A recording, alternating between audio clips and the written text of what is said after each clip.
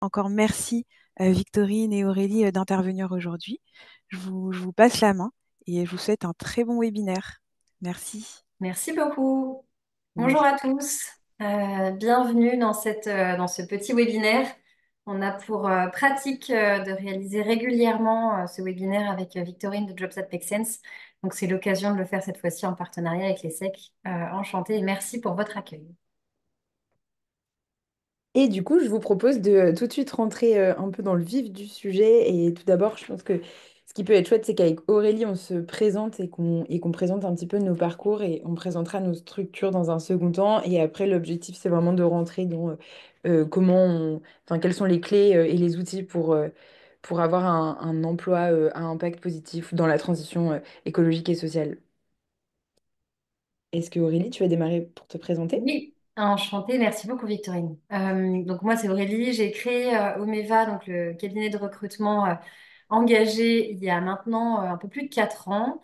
Nous, on intervient donc sur toutes les thématiques de transition, qu'elles soient sociales ou environnementales.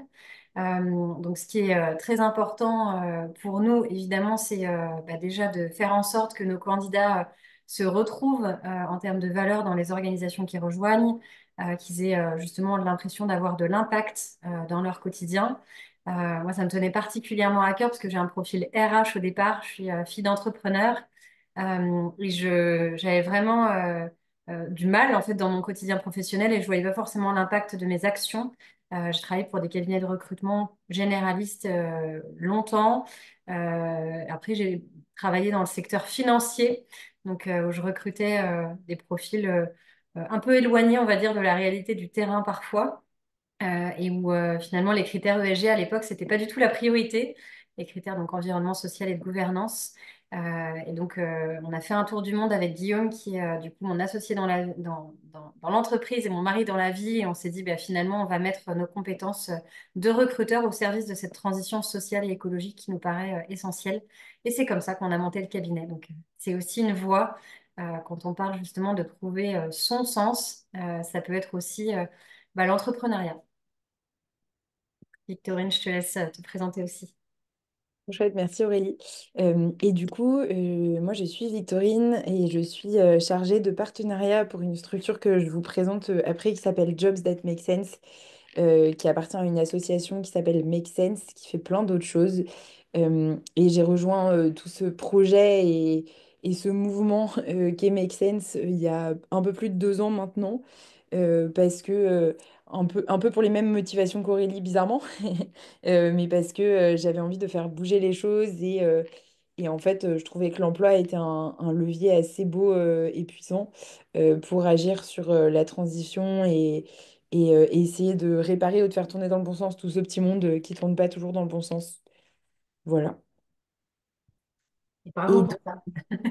comment? Et bravo pour ça. On a tendance à ne pas se féliciter Oui, personnellement. c'est Mais, vrai. voilà, on s'auto-congratule de temps en temps. C'est vrai. Euh, Et donc, du coup, Jobs That Make Sense, c'est une entreprise euh, qui va permettre de choisir, enfin, d'orienter les candidats vers des emplois et ou des formations dans la transition écologique et sociale, euh, ou permettre, si je me place d'un autre point de vue, à des formations ou des recruteurs de trouver des talents qui sont engagés et qui veulent rejoindre leur mission. Euh, Pourquoi? Et pourquoi on a choisi de créer Jobs That Make Sense au sein de l'association Make Sense? C'était parce qu'on pensait et on était convaincus que c'est le moyen le plus puissant pour agir pour la transition écologique et sociale aujourd'hui, l'emploi. Et donc aujourd'hui, sur la plateforme, vous pouvez retrouver un peu plus de 14 000 offres d'emploi, un peu plus d'une centaine d'offres de formation qui sont dans notre catalogue de formation, qui permettent de monter en compétences sur divers sujets de la transition, qui passent par ajouter des petites briques de compétences à un métier existant que vous avez déjà, ou se reconvertir dans complètement autre chose. Et on a aussi toute une partie média. euh, Médias au sein de la plateforme Jobs That Make Sense qui vous permet de trouver des contenus pour vous inspirer et vous outiller sur toute cette démarche-là. Mais aussi Make Sense a son propre média qui permet un peu de compléter tout ça et d'aller chercher de l'information qui s'appelle Chiche.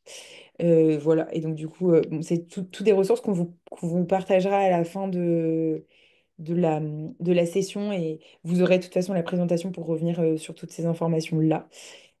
Et donc du coup, je laisse Aurélie présenter un peu plus en détail Omeva. Merci beaucoup. Donc, Omeva, nous, on se définit comme un cabinet de recrutement engagé. Engagé pour plusieurs raisons. C'est que forcément, les métiers sur lesquels on intervient ou les secteurs d'activité sur lesquels on intervient accélèrent du coup la transition sociale et écologique et engagé, puisque d'un point de vue interne, on essaye en tout cas d'être cohérent par rapport à forcément le sujet qu'on porte. Donc assez logiquement, on est partenaire de la Charte de la diversité, donc qui vise à garantir un recrutement vraiment par compétence, sans biais. Alors évidemment, on reste des humains parfois c'est pas évident même nous-mêmes de prendre conscience de nos biais. Mais en tout cas, on fait vraiment tout un travail là-dessus et on forme nos consultants. On est aussi membre du mouvement Impact France, ça peut être intéressant même dans vos recherches d'emploi d'avoir un peu toutes ces structures en tête, puisque par exemple le mouvement Impact France regroupe des organisations engagées justement sur les thématiques sociales et écologiques, avec vraiment l'ambition de porter haute les valeurs fondamentales de solidarité et d'inclusion au cœur du business. Donc ça peut être intéressant. Pareil pour la communauté des entreprises à mission, puisqu'on est entreprise à mission depuis le démarrage, sachant que la communauté a vraiment un annuaire dans lequel vous pouvez retrouver l'ensemble des sociétés à mission, donc a priori des structures qui partagent certaines valeurs socles et également du 1% pour la planète. Donc, le 1% pour la planète, vous le voyez parfois sur vos produits de consommation courante. L'idée pour nous, c'était de reverser chaque année 1% de notre chiffre d'affaires à des associations qui, justement, œuvrent sur les sujets environnementaux. Donc, tout ça, c'est intéressant même pour vous d'un point de vue de votre culture générale. Quand vous voulez aller dans l'impact, vous pouvez vous renseigner sur ces mouvements. C'est des mouvements forts qui peuvent être vraiment intéressants et ça vous permettra aussi après de parler le même langage que vos recruteurs. Sur les métiers, nous, on a décidé d'intervenir soit auprès d'organisations qui sont déjà très engagées. Donc là, par exemple, sur forcément l'économie sociale et solidaire qui regroupe donc les coopératives, fondations, associations, mais aussi auprès de secteurs d'activité qui sont en train justement de se durabiliser. Donc là, par exemple, la finance a un énorme enjeu de durabilisation, la tech et le numérique aussi, avec notamment l'arrivée de l'IA. Et puis après, évidemment, il y a des sujets environnementaux. Euh, pour les structures qui ne sont pas encore engagées, nous, on leur permet d'accélérer leur transition avec ce qu'on appelle, nous, des postes pivots, donc qui vont vraiment permettre à l'organisation de se durabiliser. Ça peut être, par exemple, le recrutement d'un profil en RSE ou en RH avec un enjeu de durabilité fort ou sur des postes vraiment clés au sein de l'organisation. C'est comme ça qu'on a réfléchi notre positionnement. Et en termes d'accompagnement, ce qui caractérise notre approche, c'est vraiment l'humain, donc tout au long du processus de recrutement. On a des échanges très réguliers, tant avec nos candidats qu'avec nos clients, pour vraiment assurer le match parfait. Voilà. C'était très important pour nous vraiment de pouvoir proposer cet accompagnement dans la recherche d'emploi qui n'est pas forcément évident. Maintenant, j'insiste aussi sur le fait qu'on est un cabinet de recrutement, donc on ne peut pas forcément rencontrer tous les candidats qui nous sollicitent. On est 10 personnes, donc on n'a pas la bande passante pour ça. Et quand il y a un enjeu, par exemple, d'accompagnement dans la relecture d'un CV, etc., il peut y avoir des organismes, par exemple, comme l'APEC, qui sont des associations, du coup, financées publiquement et qui permettent d'avoir des conseillers dédiés à ça. C'est pas tout à fait l'objectif d'Omeva aujourd'hui. Pour avancer un petit peu de façon à vraiment faire en sorte que cette discussion puisse être la plus pertinente pour vous, on avait besoin de savoir dans quel finalement état d'esprit vous étiez en ce moment, dans quel moment de vie vous êtes. Donc on va vous demander de répondre dans le chat et de manière générale, utilisez bien le chat pour les questions que vous avez, vos réponses, de façon à être vraiment au plus près de vos attentes. N'hésitez pas à nous dire si vous êtes en recherche d'emploi impact, ce sera la 1, si vous voulez aller un peu plus vite, en reconversion professionnelle, 2, 3 en réflexion, ou alors s'il y a quelque chose qu'on aurait oublié, vous pouvez le mentionner aussi dans le chat. Donc Franck, c'est plutôt recherche d'emploi impact. Marie en réflexion, pas mal de personnes en réflexion. Ok, super. Donc, on va vraiment essayer de faire en sorte d'être le plus pertinente possible par rapport à vos sujets. Encore une fois, si vous avez la moindre question, posez-la dans le chat. Si c'est une question qui est un petit peu trop personnelle, on ne l'abordera pas forcément, on se le notera pour plus tard, ou on vous donnera les réponses peut-être ou les réflexions par ailleurs. Et on essaiera vraiment de valoriser toutes les questions qui feront avancer l'ensemble des personnes sur le webinaire. Merci beaucoup. Et donc, comme le disait Victorine, la bonne nouvelle, c'est que avec l'emploi, on peut vraiment avoir un levier d'action massif, puisqu'aujourd'hui, on passe quasiment 80 000 heures dans une vie, soit plus de 10 ans à travailler. Clairement, on le voit bien dans notre quotidien, c'est l'action qu'on fait le plus, même plus que passer du temps parfois avec nos proches et notre famille. Donc, quand on essaye de penser aux ordres de grandeur, donc avec par exemple le fait de changer de banque, pas prendre l'avion, être végétarien, parfois on n'a pas en tête que l'emploi, c'est finalement un vrai levier d'action. Et c'est vraiment sur ça qu'avec Victorine, on œuvre chaque jour. Donc, vous pouvez déjà vous féliciter d'être présent aujourd'hui. Ça veut dire que vous avez pris conscience aussi de la capacité que vous avez à impacter la suite. Effectivement, c'est un chemin qui est parfois un petit peu semé d'embûches et du coup arriver à trouver sa propre notion d'impact, c'est hyper important. On y reviendra, mais en tout cas, vous êtes vraiment sur la bonne voie et bravo pour ça. Si on va un petit peu plus loin, justement, dans la démarche générale de recherche d'emploi et justement sur cette phase d'introspection, ce qui est hyper important d'avoir en tête, donc c'est que avant de vouloir aller justement dans le côté très pragmatique de je refais mon CV, je postule et j'y vais, il faut un tout petit peu prendre du recul finalement sur votre quotidien et sur la façon dont vous exercez votre métier. Pour ça, il y a un temps d'introspection qui est vraiment essentiel dans votre démarche. L'introspection, ça passe par plein de phases différentes. Vous pouvez vouloir faire un bilan sur vos compétences. Ça peut être un bilan de compétences, vraiment au sens strict du terme, avec un programme, un accompagnement dédié, etc. Ça peut être aussi une phase un petit peu hors du temps, où vous partez quelques heures, une journée, et vous vous dites finalement qu'est-ce que j'aime professionnellement, ce sur quoi je me sens bien, en ma différence peut-être entre une zone de confort sur laquelle finalement vous vous sentez bien, vous sentez que vous faites bien votre travail, et votre zone de talent, celle qui vous donne de l'énergie dans votre quotidien. À l'inverse, les choses qui vous coûtent de l'énergie, est-ce que vous ne souhaitez plus? Est-ce que c'est un environnement de travail? Est-ce que c'est vraiment vos missions? Ou est-ce que c'est plus finalement, par exemple, vos collègues ou votre management qui est toxique et du coup qui ne convient plus? Parfois, la notion de sens, elle n'est pas très loin de ce qu'on exerce. Elle est plutôt, ça se cache plutôt finalement dans ce que vous ne souhaitez plus pour vous-même. Et ça peut être vraiment intéressant d'avoir ce moment. Et en plus, là, on est en janvier, c'est souvent le moment aussi des bonnes résolutions, etc. Mais c'est vraiment un moment d'introspection de se dire, qu'est-ce qui fait du sens pour moi? C'est quoi mon sens à moi? C'est quoi mon impact à moi? Et il peut y avoir vraiment plein de choses qui peuvent vous tenir à cœur. Vous pouvez essayer de regarder par exemple sur les objectifs de développement durable. Vous pouvez essayer de regarder avec Shift Your Job, qui peut être aussi une source d'inspiration hyper intéressante pour vous dire, bah voilà, finalement, moi, à mon niveau, sur quoi est-ce que j'ai envie d'œuvrer? Et parfois, il peut y avoir aussi une réponse assez simple de dire, bah voilà, moi, finalement, mon travail, c'est pas par là que je veux donner du sens et c'est carrément OK et chacun a sa propre définition, mais en tout cas, votre sens professionnel, il sera à cet endroit-là. Ça, c'est vraiment très important. Et il n'y a pas de bonne ou de mauvaise réponse. Parfois, il y a des réponses. Moi, par exemple, quand j'ai monté Omeva il y a 4 ans, c'était aussi parce que d'un point de vue personnel, j'avais connu des portes qui se fermaient parce que je voulais être DRH dans le domaine associatif. Et c'est pour permettre justement que les portes ne se ferment plus que j'ai voulu monter ce projet. Mais c'est vraiment lié finalement à mon contexte personnel. Et peut-être que 4 ans plus tard, aujourd'hui, si je devais monter une entreprise, peut-être que je ne la ferais pas exactement comme ça, peut-être même que je ne créerais pas d'entreprise.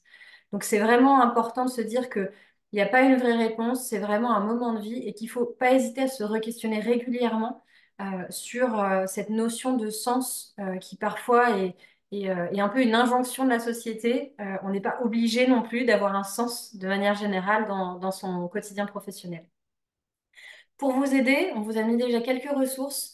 Le référentiel de Job Ready qui est hyper bien fait sur les soft skills, donc pour vraiment, au-delà des hard skills qui sont des compétences métiers, de montrer aussi qu'il y a des compétences socles qui permettent aussi de naviguer dans l'incertitude qu'on connaît aujourd'hui, notamment par exemple la capacité d'apprendre à apprendre qui est dans ce référentiel.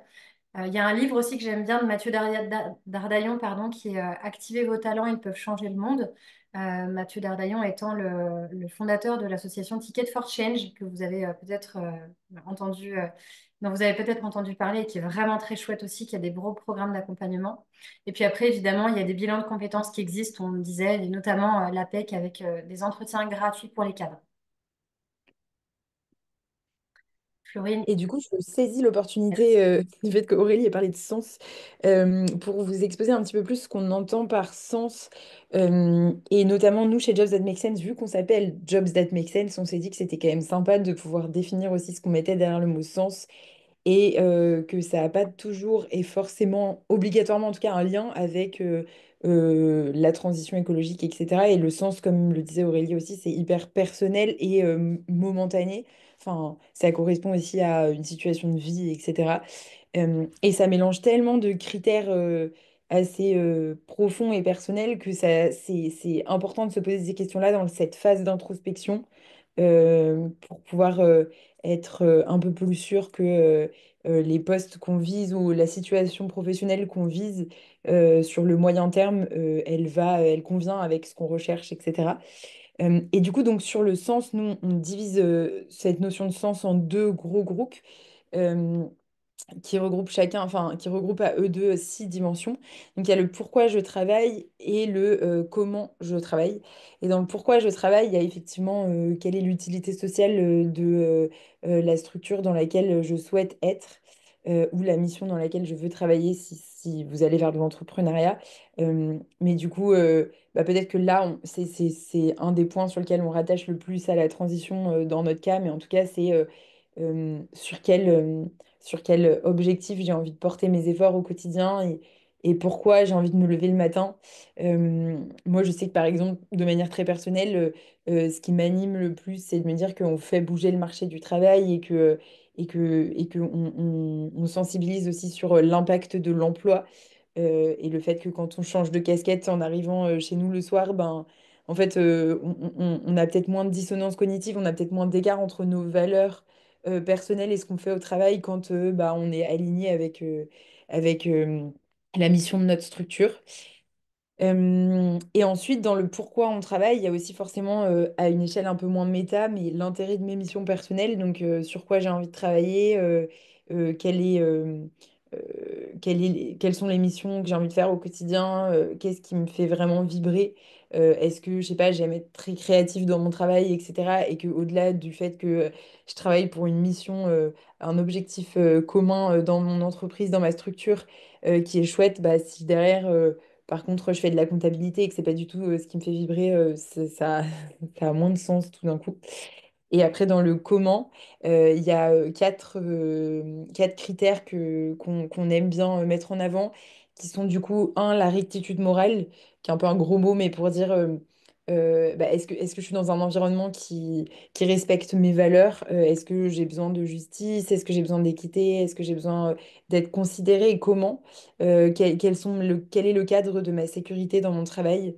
Et ça, c'est, enfin, pareil, c'est important. Après, je vous expliquerai comment un peu on propose de travailler sur ça, mais c'est des questions qui paraissent peut-être très détaillées et très profondes, mais sur lesquelles c'est important de se questionner pour derrière, lors d'entretiens ou prochaines étapes, permettre de se dire, ah là, c'est pour moi un drapeau rouge.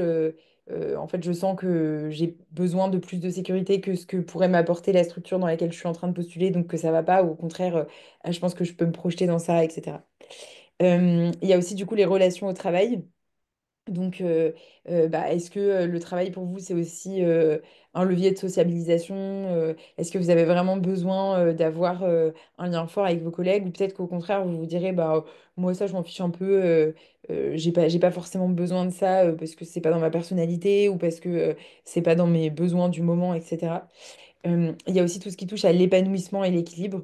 Donc là, grosse tranche du travail, mais et encore plus, j'ai envie de vous dire, dans l'économie sociale et solidaire et dans tout ce qui touche à la transition et dans lequel on met beaucoup euh, d'émotionnel, etc. Et c'est souvent des démarches où on a envie de s'engager aussi pour nos valeurs personnelles et pour ce qui nous porte. Mais du coup, c'est important aussi de savoir quel est l'idéal de notre équilibre vie pro, vie perso, vers lequel on veut tendre pour éviter de tomber trop dans je confonds tout, je tombe dans le syndrome de j'ai envie de sauver le monde, donc je suis obligée de me surinvestir émotionnellement et factuellement dans mon travail, etc.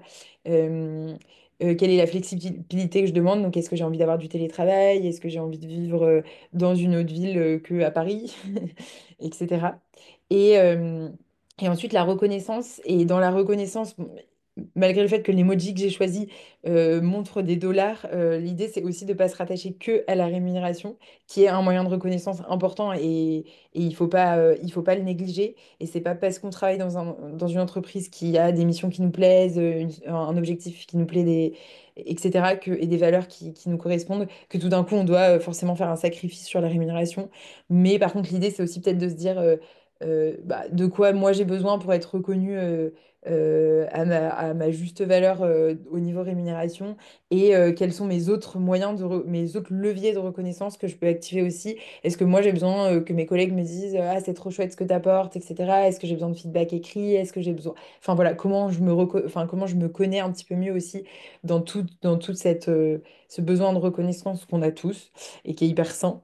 Mais l'idée, c'est pas qu'on continue d'avoir cette culture hyper présente et je pense beaucoup en France il a très bien gagné sa vie, donc il a réussi sa vie. En fait, la réussite peut passer par plein d'autres choses et du coup, votre reconnaissance aussi. Et c'est chouette de travailler aussi un petit peu sur ça. Il y a des gens qui gagnent beaucoup d'argent et qui sont pas forcément très heureux de leur parcours, donc ça veut pas tout dire. Et donc, du coup, pour travailler un petit peu sur tous ces critères-là, nous, ce qu'on vous propose, c'est de faire l'exercice. Et c'est aussi pour ça qu'on va vous fournir la présentation, parce que ça peut servir de support sur pas mal de vos réflexions. Mais l'idée, c'est un peu de vous dire, voilà, je prends les 6 critères, j'essaye de répartir un nombre entre 15 et 20 étoiles, en me disant, bah là, il y a un critère sur lequel je sais que ça va devenir un critère prioritaire de ma recherche d'emploi.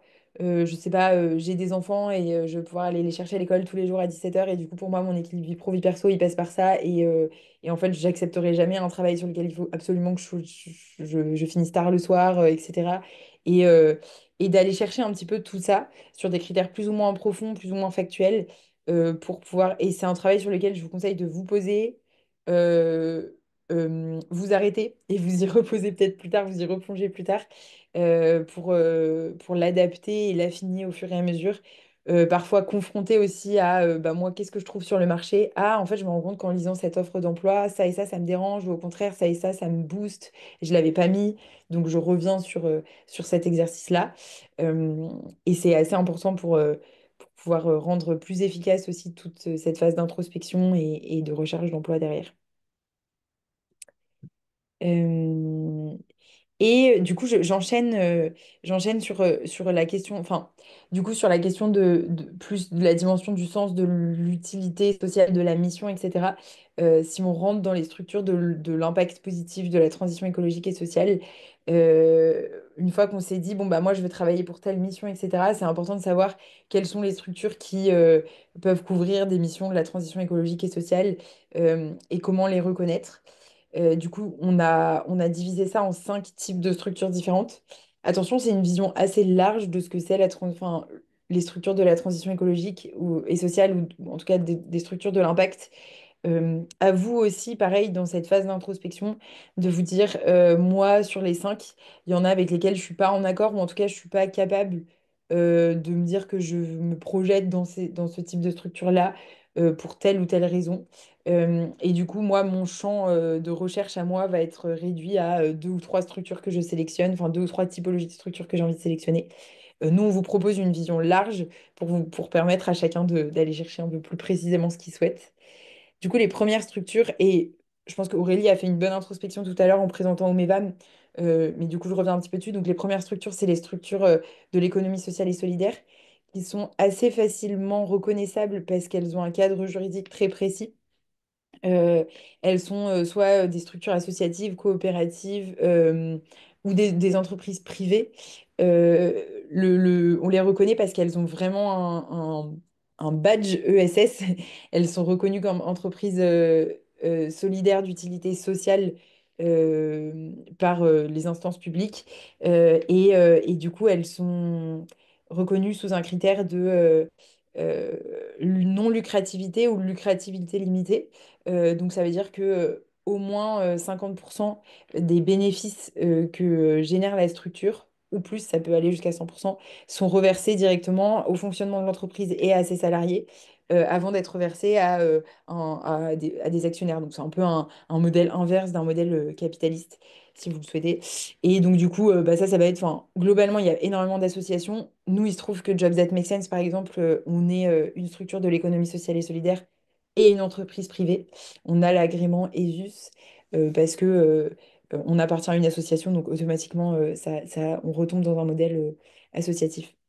Et du coup, c'est des structures qui sont là pour faire bouger un peu les lignes de la société et qui ont souvent des modèles de gouvernance assez démocratiques, des hiérarchies qui sont assez horizontales. Et voilà, c'est assez intéressant, mais c'est des modèles qui sont quand même aussi très disruptifs, je pense, dans la société. Donc, ça ne convient pas à tout le monde. Et c'est complètement OK. Ensuite, on a les produits et services responsables. Donc là, ça va être tous ceux qui essayent enfin, qui sont dans des modèles des modèles économiques assez classiques qu'on connaît tous et qui veulent, dont l'objectif quand même est, par leur activité, de réduire l'impact environnemental ou social d'une filière, d'un produit, d'un mode de consommation, etc. Ensuite, on va avoir tous les partenaires de la transition, dont on peut faire partie avec Omeva. Mais il y en a aussi plein d'autres. L'idée, c'est de te dire qu'à la base, c'est des structures qui ont un modèle tout à fait classique, un cabinet de recrutement. Bon, bah voilà, il y en a plein. Mais comment on différencie un Omeva d'un autre cabinet de recrutement classique? C'est que, ils ont fait le choix d'accompagner des structures de la transition et du coup d'accompagner soit la transformation, soit la mise en valeur de structures de la transition. Euh, Ensuite, on va avoir les deux dernières catégories, c'est peut-être celles qui sont les moins évidentes, qu'on oublie souvent, et notamment la quatrième, qui sont les services publics ou d'utilité publique d'intérêt général. Et ça représente quand même un nombre assez monstrueux d'emplois dans la transition. Donc il y a tous les ministères, toutes les collectivités, toutes les régions, les métropoles, tous les services de gestion des eaux, des déchets, etc. Tout ça, c'est des services qui contribuent à l'intérêt général, qui n'ont pas forcément pour vocation, enfin qui ont souvent pas pour vocation de faire du bénéfice, mais plutôt d'apporter un vrai service aux citoyens, etc. Et donc qui, par définition de tout ça, sont dans la transition. Après, pareil, ça a fait un point d'attention, comme dans toutes celles que je viens de citer, mais bah, effectivement, qui dit service public ou collectivité, etc., dit parfois orientation politique, et vous pouvez être en désaccord avec certaines choses, et c'est complètement OK, mais globalement, nous, on englobe tout ça dans la transition. Et après, on a toutes les entreprises en transition, et là, pareil, bah, il y en a qui vont dire, j'ai le profil pour aller retrousser mes manches et transformer les grosses entreprises, les gros mastodontes qui ont besoin de se transformer. Nous, pourquoi on les met là-dedans? C'est parce qu'on est convaincu que si ces grosses entreprises-là qui doivent faire leur transition ne transitent pas, bah, en fait, la transition, elle se fera pas à grande échelle. Mais on peut aussi comprendre qu'il y a des gens qui se disent, moi, j'ai pas la force d'aller un peu me battre pour ça. Mais en tout cas, là, vous avez pas mal de postes qui sont chouettes dans des entreprises en transition. Après, du coup, point d'attention aussi, si vous vous lancez dans des processus de recrutement avec des entreprises en transition, c'est hyper intéressant du coup de demander des rapports d'impact, de questionner un petit peu réellement les recruteurs que vous avez en face de vous sur tout ça, pour vous faire votre propre idée de est-ce que ils sont plutôt sur du greenwashing, social washing, donc euh, à, à, à communiquer et à prendre l'avantage d'une mode de la transition écologique et sociale sans réellement mettre des actions concrètes en place derrière? Ou est-ce que vous êtes dans une entreprise qui a vocation à transformer son modèle et à réellement se dire je fais bouger les choses, auquel cas c'est peut-être quand même un petit peu plus chouette pour vous. Et ça évite des déceptions. Et du coup, dans ça, dans toutes ces structures-là, maintenant, on se dit, bon, bah, souvent, on entend, c'est trop chouette, j'aimerais trop travailler dans la transition écologique et sociale, mais j'ai pas les compétences, j'ai pas le métier pour. Et du coup, là, l'idée, c'est un peu de vous faire une image de quels sont les différents métiers qui existent dans la transition. Et ce qui est chouette, c'est que globalement, il y a énormément de métiers qui existent déjà et enfin, qui permettent de travailler dans la transition. Je pense qu'on a un bon exemple avec Aurélie. Moi, je suis assez rattachée aux partenariats commerciaux et marketing d'une entreprise. Bon, bah voilà, enfin, c'est pas un métier qui, sur le papier, euh, nous fait penser à la transition. Et pourtant bah, je travaille quand même dans la transition. Et Aurélie, pareil, qui fait du recrutement, à la base, ça sonne pas forcément de transition directement. Donc, du coup, dans les catégories de métiers, il y a les métiers verts qui vont être tous les métiers, pour le coup, auxquels on pense quand on pense à la transition écologique et sociale. Donc, ça va être, bah, je suis ingénieure spécialisée dans les énergies renouvelables, je suis agriculteur, agricultrice, etc. Bon, bah là, j'ai un métier qui, par définition, par l'exercice même de mon métier, est un métier à impact. Où je suis responsable RSE, consultante en bilan carbone. Bon, bah là, pareil, je suis là pour transformer une entreprise, un modèle de l'entreprise, et donc je fais un métier vert. Ensuite, il y a tous les métiers aidants. Et dans les métiers verts, on parle beaucoup de métiers verts qui sont assez... euh, enfin, vert, ça fait vraiment penser à l'écologie. Il faut pas oublier qu'il y a la transition écologique, elle nécessite aussi une transition sociale. Et du coup, que dans tout ce spectre-là, il y a aussi tous les métiers du social, de l'aide à la personne, etc., qui rentrent bien sûr en jeu dans la transition. Dans les métiers verdissants, donc là, on va avoir tous les métiers qui bah, existent depuis très longtemps et qui sont des métiers de base pas forcément à impact. Donc, comme je vous le disais, je suis un acheteur dans une entreprise d'agroalimentaire. En fait, si demain je rajoute une brique de compétences à mon métier et que je me forme aux achats durables, et ben, je peux transformer un petit peu et faire bouger les choses en interne dans mon entreprise d'agroalimentaire. Et demain, bah, tous mes packaging, je peux les sourcer pour qu'ils soient un petit peu plus durables, etc. Et donc, je fais changer les choses. Donc, eux, ils travaillent directement dans des structures à impact ou à la transformation d'un modèle existant. Et ensuite, on a tous les métiers classiques. Donc, bah, en fait, je suis comptable, je suis vendeur, vendeuse, responsable marketing ou autre. Et j'ai pas forcément envie de me former à quelque chose, mais dès lors que j'exerce dans une structure à impact, ben, je participe quand même à faire avancer la transition. Et vraiment, n'oubliez pas qu'on a vraiment besoin de tous les profils et de toutes les compétences pour faire avancer la transition. Donc, tout le monde a sa place. Et là-dessus, donc sur les métiers verts, les métiers verdissants, la PEC a fait un très gros travail aussi. Donc n'hésitez pas à consulter les études en ligne de la PEC. Il y a énormément d'études, il y a aussi beaucoup de chiffres, de tendances marché, justement sur les fonctions qui recrutent, celles qui sont amenées à moins recruter. Ça, c'est hyper intéressant. Et du coup, j'appuie aussi sur les métiers verdissants, parce que c'est vrai qu'effectivement, dans le recrutement, par essence, on se dit que bon, peut-être que le recrutement ne serait pas forcément la fonction la plus ciblée. Là, c'est intéressant. Il y a AXA Climate qui a sorti une formation qui s'appelle Green RH et qui, donc là, c'est la première formation qui est sortie. En fait, donc moi, j'ai suivi le parcours. L'idée, c'est de donner de la prospective à la fonction RH, par exemple, par rapport à ce cadre de transition écologique et sociale, comment la fonction RH va être impactée. Donc forcément, il y a des impacts en termes de gestion prévisionnelle des emplois et des compétences. Forcément, il y a un impact en termes de, par exemple, de temps de travail. Par exemple, pour les salariés dans le secteur du BTP, avec des chaleurs l'été, etc. Comment on fait pour gérer ça d'un point de vue RH? Et ils sont en train de développer vraiment ces axes sur différentes thématiques métiers aussi. Donc, ils sortent un peu du côté purement RH. C'était leur bêta test en somme sur ce créneau-là, mais ils vont aller vers d'autres métiers. Et il y a aussi les nouveaux géants qui proposent ça, alors plutôt quand on est en interne, mais qui justement essayent de sensibiliser au fait que toutes les compétences en fait dans les organisations sont en train d'évoluer et doivent vraiment prendre en considération ces enjeux écologiques et sociaux. Donc c'est vraiment hyper intéressant. Forcément, c'est aussi long cours, mais c'est quand même très intéressant d'avoir ces tendances de fond, de trame qui sont là et qui, de toute façon, vont être là. On n'a pas trop de choix.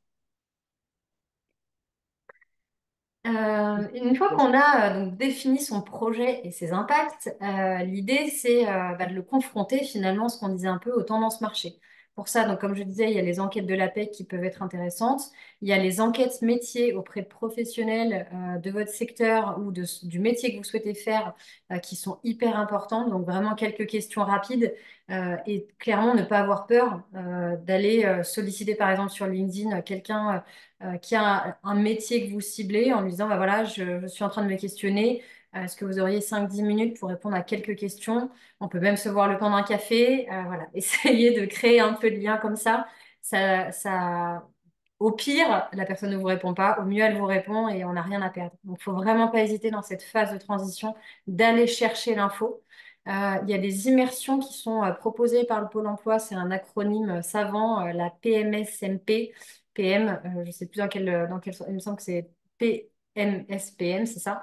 En gros, ça veut dire mise en situation professionnelle, mais qui permet justement aussi de faire de l'immersion et donc de comprendre le métier, de l'exercer dans le quotidien. Donc, ne pas hésiter à demander les compétences attendues et les salaires. Ça, c'est un vrai point. Effectivement, dans l'ESS, de manière générale, il y a un différentiel de salaire. C'est une évidence, donc il faut l'avoir en tête. Globalement, c'est à peu près 20% de salaire en moins. Après, bah, c'est très variable aussi selon le métier, le poste, la structure que vous rejoignez, mais c'est quand même des points vraiment importants à prendre en considération assez tôt pour éviter de faire toute une reconversion et puis de vous dire au moment où vous recherchez un job, bah, en fait, je vais pas pouvoir parce que bah, je ne peux pas me le permettre personnellement. Donc, n'hésitez pas à vraiment prendre le temps pour bien définir votre projet à ce moment-là. Et puis une fois qu'on est mature et que du coup on sait ce qu'on souhaite faire et là où on veut aller, et ben on peut passer vraiment à la phase d'outillage, comme je l'appelle aussi. Donc l'idée, parfait, impeccable. Donc vraiment c'est d'être méthodique et organisé dans votre recherche. Donc n'hésitez pas à vraiment avoir un tableau de suivi où vous pouvez vraiment, comme une gestion de projet, vous dire, OK, toutes les étapes que j'ai à faire, est-ce que je les ai bien faites? Quand vous en êtes par exemple à la phase de postulation, de bien vous dire à quoi j'ai postulé, pourquoi, quel type de retour j'ai, ne pas vous cantonner uniquement à une candidature, mais vraiment aller créer du lien sur les réseaux aussi. Maintenant, c'est vraiment essentiel. Les recruteurs ont vraiment tendance à privilégier quelqu'un au-delà de si vous n'avez pas tout à fait les compétences, il vaut mieux vraiment aller créer du lien et passer autrement, en fait, actionner votre réseau plutôt que attendre gentiment que les choses se passent ou tout simplement hein, vous faire aussi appuyer avec quelqu'un qui travaille dans l'organisation qui vous aidera à comprendre comment mieux peut-être faire votre CV ou faire vos outils pour que ça réponde plus facilement aux recruteurs que vous avez en face de vous. Donc là, j'ai listé un peu, mais donc tableau de suivi, des outils prêts, des alertes job activées pour que vous n'ayez pas à vous reconnecter tous les matins pour regarder les différentes annonces qui sortent, évidemment sur Jobs, c'est sûr. Des candidatures ciblées et adaptées, ça c'est hyper important. On a tous un CV, on va dire, généraliste, mais quand vous êtes vraiment sur une annonce cœur-cœur, là il faut tout mettre vraiment pour séduire le recruteur et faire en sorte que ça parle. Donc on adapte l'intitulé, on essaie vraiment de faire ressortir les compétences clés de son parcours par rapport à l'annonce pour laquelle on postule. On actionne son réseau comme on l'a dit, on rappelle pour être sûr que voilà, le CV ait bien été réceptionné et on donne tout en fait pour aller vers l'objectif qu'on se fixe. Si on passe maintenant donc à la partie un peu plus pratico-pratique, il y a différentes possibilités en termes de plateformes et d'acteurs de l'emploi. Là, on a vraiment fait un listing global. On vous laissera le temps de regarder. Il faut retenir qu'il y a des généralistes, donc sur lesquels vous pouvez utiliser des mots-clés spécifiques à votre métier ou à vos recherches. Vous avez des spécialistes de l'impact positif, donc notamment Jobs That Make Sense, on l'évoquait tout à l'heure. Et après, il y a des cabinets de recrutement. Donc, j'ai expliqué un peu la différence en début de webinaire. Cabinet de recrutement étant un intermédiaire entre une entreprise et vous en tant que candidat. Et l'objectif, c'est en général pour les cabinets d'intervenir sur des postes où les entreprises ont du mal à recruter. Donc, on n'est pas du tout la vision marché la plus globale. On a quelques offres d'emploi et qui sont en général pas toujours les plus simples à recruter pour les entreprises. Et il faut savoir quand même qu'en tant que cabinet de recrutement, on a un coût pour les entreprises. Donc, elles vont souvent être un peu plus tatillants sur les compétences qu'elles vont rechercher. Nous, par exemple, quand on travaille sur un mandat, on a un brief, on a des compétences assez claires qu'on va rechercher. Et donc, on ne va pas forcément sortir du cadre de ces compétences-là tout de suite. Donc après, il y a certaines compétences transférables qu'on arrive très bien à identifier, par exemple d'un secteur à l'autre. Si on va du privé vers l'associatif, ça peut totalement se faire sur certaines lignes métiers.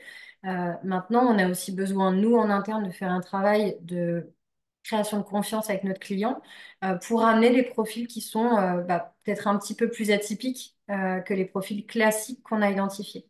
Donc c'est important de l'avoir en tête aussi, parce que parfois ça peut être frustrant en tant que candidat de se dire je comprends pas, j'ai postulé, j'avais pourtant vraiment, j'avais très envie et je pense que j'avais les compétences, mais si le cabinet de recrutement du coup ne vous rappelle pas ou ne vous sollicite pas, c'est peut-être que du coup le brief de son client est un petit peu différent par rapport à ce que vous avez en termes de compétences.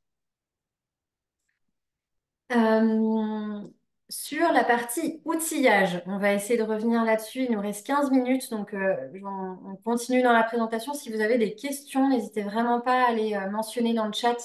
On est vraiment là pour vous aujourd'hui, donc on n'ira peut-être pas plus loin que les outils, mais en tout cas, on est vraiment là. Par rapport au CV, et Victorine, n'hésite pas à compléter hein, si tu vois des points sur lesquels tu as des recos aussi. Vous avez pas mal de candidats qui postulent, donc j'imagine que vous en voyez beaucoup aussi. Sur le CV, donc, de manière générale, c'est un peu les CV classiques qui s'appliquent évidemment dans le domaine de l'impact. Comme je le disais, ce qui va être important pour le recruteur, c'est vraiment de se dire pourquoi ce candidat-là fait du sens par rapport à mon offre. Donc, il faut vraiment miser sur la lecture simple pour un recruteur. Donc, une présentation hyper classique fonctionne très bien. Il n'y a pas besoin d'être plus euh, peut-être plus créatif ou quoi. On gagne du temps en tant que recruteur à lire des CV qui sont présentés simplement. Il y a des modèles qui existent de plus en plus, donc n'hésitez pas à trouver un chouette modèle. Ça fonctionne très bien. Passez pas du temps là-dessus. C'est plutôt sur le contenu qu'il faut être justement un peu plus regardant. Je mets souvent, mettez bien vos coordonnées disponibles à la localisation, votre photo. Votre photo, c'est tout bête, mais quand on est recruteur et qu'on a rencontré pas mal de candidats à la fin d'un processus de recrutement, parfois ça peut aider de se dire, bah, tiens, c'est quand on a du mal à se rappeler de la personne, quand on voit tout de suite la photo sur le CV, on se dit, ah oui, c'est telle personne, j'ai eu tel échange avec elle et ça s'est bien passé.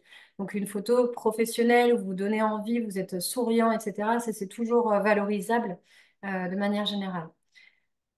N'hésitez pas à mentionner votre projet professionnel de manière claire et adaptée. Donc ça peut être une petite phrase, mais vraiment qui montre en quelques mots vos motivations. Ça peut vraiment faire la différence d'un candidat à l'autre.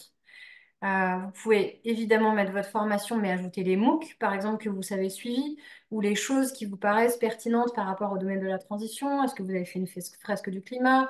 Est-ce que vous avez suivi un atelier d'automne?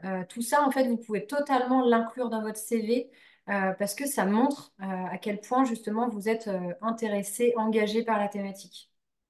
Vos expériences, c'est exactement comme sur un CV classique. On essaye vraiment de valoriser ses missions, ses réalisations. Si par exemple vous êtes commercial, ben, en fait, on a besoin de savoir quels étaient vos objectifs, votre pourcentage de réalisation, quelles étaient vos typologies de clients. On reste vraiment sur du basique, mais vraiment adapté à l'impact. Et en général, moi, ce que je conseille, c'est d'arrêter la case centre d'intérêt où vous dites que vous faites un peu de cuisine, vous aimez le vin et vous courez deux fois par mois. Ça n'a pas trop de sens. Essayez plutôt de valoriser la catégorie engagement. Donc vraiment de créer un bloc sur lequel vous pouvez justement soit mettre les MOOC et les différentes formations que vous avez suivies, soit par exemple vos engagements associatifs si vous en avez. Parce que ça, c'est vraiment très regardé, justement, par exemple, pour faire votre bascule dans l'ESS, le fait d'être bénévole au sein d'une structure, bah, en fait, ça montre que vous connaissez le fonctionnement associatif. Donc oui, vous n'avez pas l'expérience professionnelle, mais vous avez quand même l'expérience personnelle qui est la vôtre. Voilà, de manière générale, utilisez toujours les bons mots-clés, c'est d'être clair, concis, pas de faute. Bon, maintenant, il y a ChatGPT qui permet vraiment d'éviter ça si vous avez le moindre doute et pas de famille à dispo pour relire. Donc, n'hésitez pas aussi à vous faire aider et demander des avis, c'est toujours intéressant. Après, il y aura toujours des avis différents d'une personne à l'autre. Donc, à un moment donné, il faut aussi savoir acter les choses et avancer avec le CV qui vous semble le plus pertinent par rapport à vous-même et à votre projet. Euh, Par rapport à la lettre de motivation. Donc la lettre de motivation, je ne vais pas y revenir très longtemps, mais de manière générale, forcément, ça questionne pas mal puisque aujourd'hui, la plupart des recruteurs ne les lisent pas. Donc ma recommandation, si vous devez si c'est demandé et obligatoire, il faut qu'elle soit concise et qu'elle mette vraiment en avant vos réalisations et pourquoi vous par rapport à un autre candidat, ce que vous avez compris de la structure. Mais si ce n'est pas demandé, ne perdez pas de temps avec ça. Faites plutôt un mail de motivation ou un petit message assez court qui montre vraiment pourquoi c'est intéressant. Vous le verrez, je pense de manière générale, maintenant avec des plateformes qui sont de plus en plus automatisables, etc. Je pense à alors Jobs, je pense qu'il y a aussi la possibilité, mais par exemple, Welcome to the Jungle, il y a vraiment maintenant possibilité de ne plus mettre de lettres, mais juste de mettre un petit message. Et ça, par contre, c'est regarder des recruteurs. Donc, les petits messages de motivation, pensez quand même à en faire, pas forcément très long, parce que l'idée, c'est que ce soit personnalisé.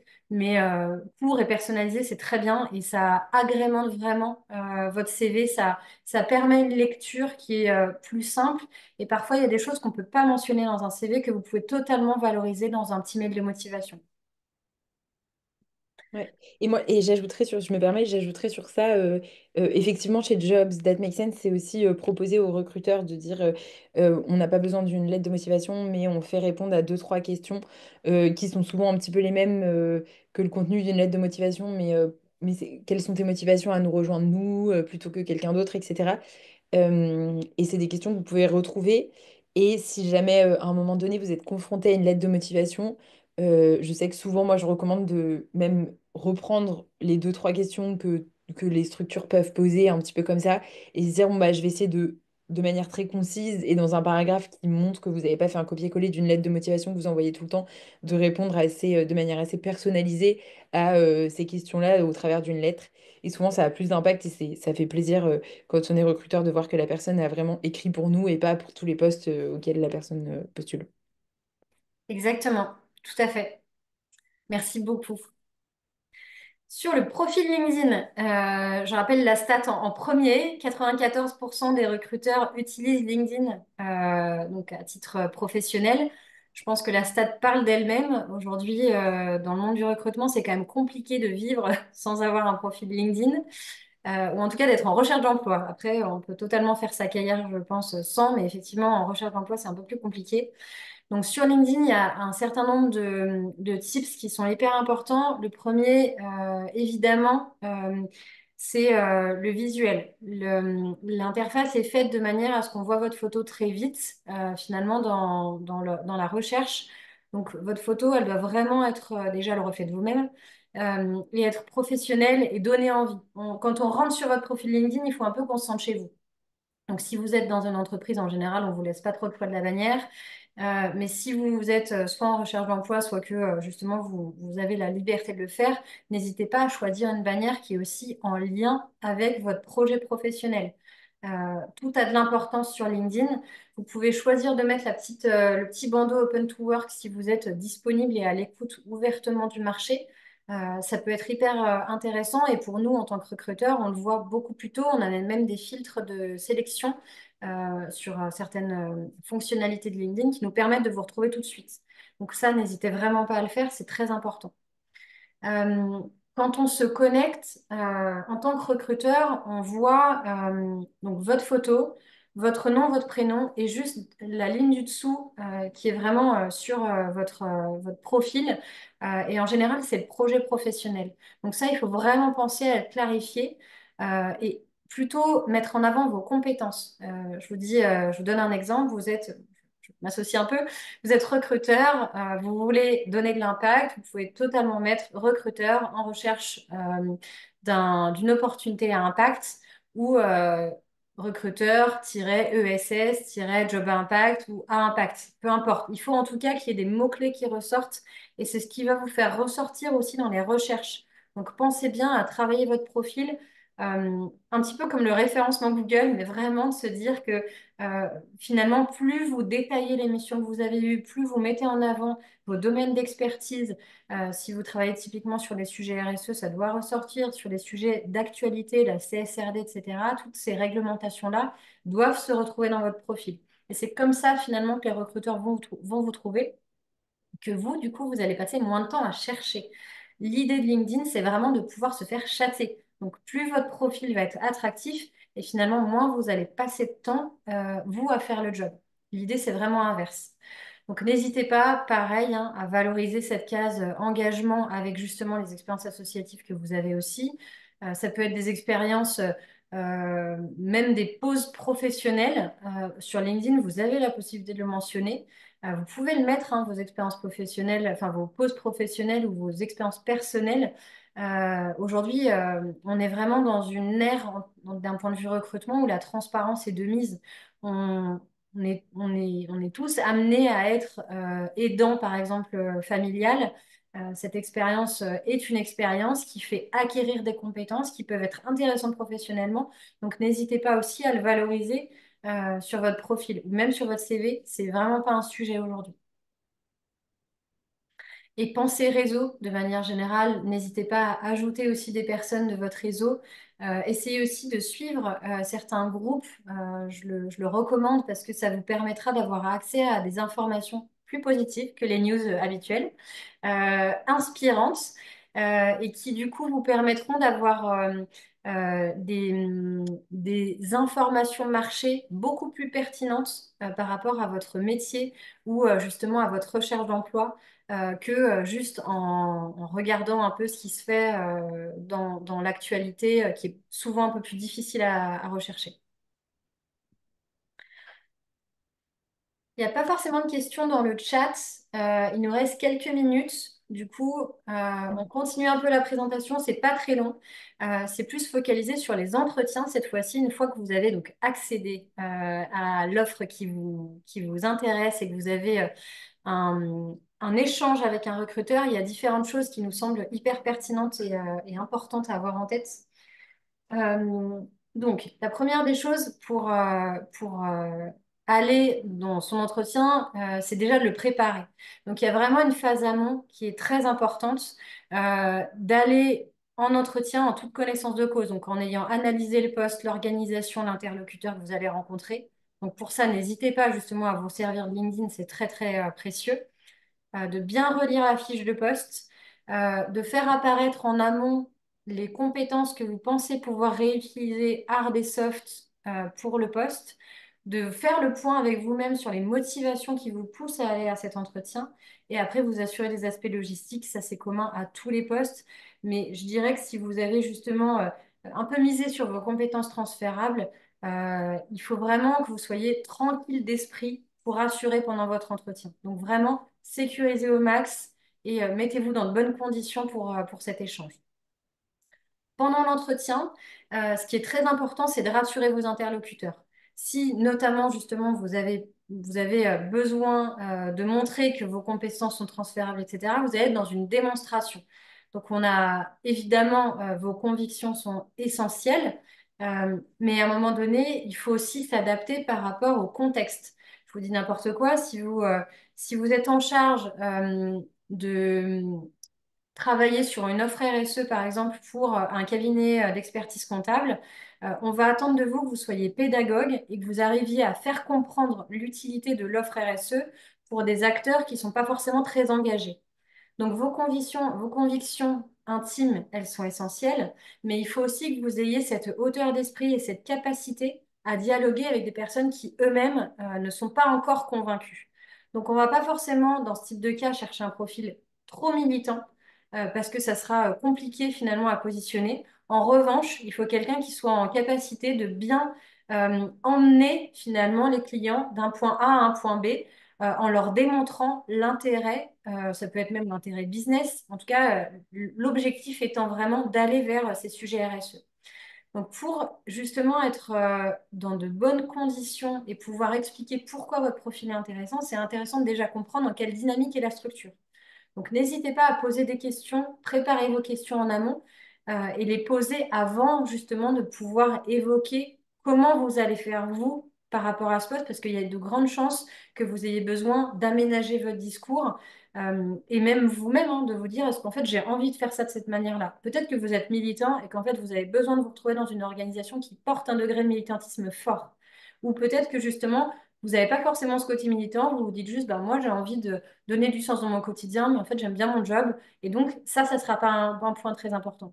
Donc, ce qu'on disait tout à l'heure avec Victorine sur l'importance de l'introspection, elle se reflète vraiment à cet endroit-là.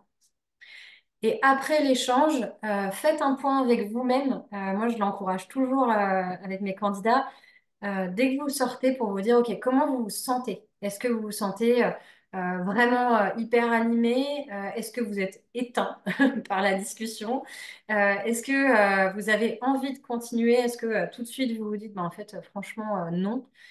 Et écoutez-vous, parce que c'est ça qui va être essentiel. Vous pouvez vraiment faire ce double travail, soit juste après l'entretien, soit donc juste après l'entretien, et ça peut être un ou deux jours plus tard pour vous dire, OK, j'en suis où?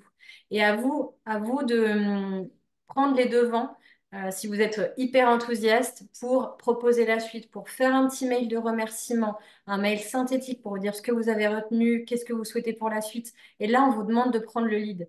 Et c'est ce qui fera la différence vraiment d'un candidat à l'autre, parce que c'est vraiment pas un réflexe pour nombre de candidats. Et du coup, on va terminer par les attentes des recruteurs. Donc, on le disait hein, déjà, mais pour résumer, donc les recruteurs sont attentifs aux compétences que vous avez et donc qu'ils ont besoin justement de trouver dans le profil qu'ils vont rencontrer. Évidemment, à vos valeurs, à vos engagements, à savoir si culturellement vous êtes compatible avec l'organisation, à votre motivation et à votre positionnement salarial adapté. D'où justement l'importance, notamment si vous voulez basculer, par exemple, vers le domaine associatif, de vous renseigner en amont sur les salaires qui sont pratiqués et de poser la question très clairement en entretien, quel salaire est envisagé pour ce poste si c'est par exemple pas mentionné en amont. Il faut savoir qu'avec la réglementation de la CSRD, il y a vraiment une obligation de transparence qui va être imposée aux organisations. Donc, de plus en plus, les salaires vont être mentionnés dans les offres. Ça va nous arranger parce que ça va vraiment pouvoir vous permettre aussi de bien vous positionner et de pouvoir aussi gagner du temps sur certains process où bah, finalement on y va et on se rend compte tous pendant l'entretien que la rémunération n'est pas adaptée. Est-ce que vous avez des questions qui vous viennent, des choses que vous souhaitez approfondir ou peut-être des échanges de conseils, choses que vous avez pu tester? N'hésitez pas à nous en faire part dans le chat. Et ici, on vous a un peu regroupé les ressources qu'on a chez Omeva et chez Jobs That Make Sense pour vous outiller, vous inspirer, etc. Et du coup, vous aurez les liens via la présentation qu'on vous envoie au travers de l'équipe ESSEC Alumni. Et après, on vous a aussi regroupé les différents événements où on sera soit Omeva et Jobs, soit au moins l'un ou l'autre, à Paris et à Lyon globalement, puisqu'on est implanté un peu sur ces deux villes-là. Et donc, du coup, bah, il y a une rencontre Ambition Transition le 30 janvier, qui est une association qui, justement, une association d'alumni de plein d'écoles, établissements du supérieur, qui essayent justement de travailler aussi sur ces sujets d'emploi dans la transition et qui font un événement à la Maison du Zéro Déchet, il me semble, à Paris le 30 janvier. Il y a le salon de recrutement Talents for the Planet qui sera le 19 mars aussi à Paris au Parc Floral. Et il y a le célèbre sommet Change Now qui a cette année une nouveauté, qui a une branche emploi complètement intégrée au sommet qui s'appelle l'Impact Job Fair et qui sera le 26 avril 2025 au Grand Palais. à Paris. Et il y a l'événement du Mix E à Lyon qui sera le 14 et le 15 mai. Pareil pour découvrir plein d'initiatives durables. Donc n'hésitez pas à venir nous rencontrer sur nos stands à ces salons-là. Exactement. Et puis, on vous a mis aussi un certain nombre de ressources que vous aurez avec la présentation. Super. Ben, merci beaucoup Aurélie et Victorine, c'était super intéressant, super riche. Et merci d'avoir pris ce temps et on partagera donc le replay et la présentation aux alumni. Et puis largement, ça pourra être aussi partagé à vos communautés. Un grand Merci. merci. Merci beaucoup. Merci. Belle journée. À bientôt. Merci beaucoup. Bonne journée.